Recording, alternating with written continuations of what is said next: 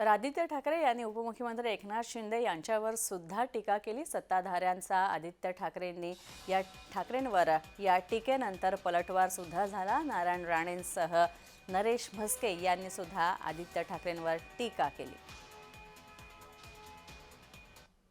Bridge candy जसं झालं, Nariman point झालं, काल आपण पाहतोय मंत्रालय झालं, हिंद माता झालं, अनेक ठिकाणी पाणी असं तुंबलं होतं जिथे आधी कधी तुंबायचं नाही।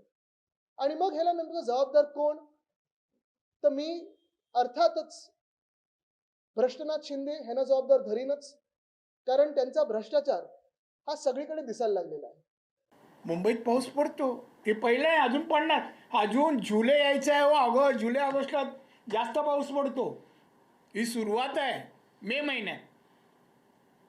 सरकारला मदत करायची, लोकांना मदत करायची, ती असं मागे मग तो युडी मिनिस्टर एकनाथ शिंदे काय नावाने हो, तुम्हाला नावं ठेवली तर तू त्याला मराठी धड बोलता येत नाही, त्या आदित्याला तोत्रा बोलतो तो।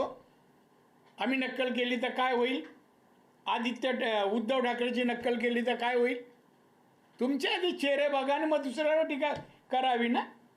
आपण मुंबई महानगरपालिकेमध्ये 60,000 रुपयाला 30 बॅग 30 कंपनी भ्रष्टाचार आपण केलाय। तुम्हाला एकनाथ शिंदेबद्दल बोलायचा अधिकार कोणी दिला? आपण भ्रष्टाचारी आहात आणि हे वेळोवेळी आपल्या कृतीतून दिसून आलेलं आहे।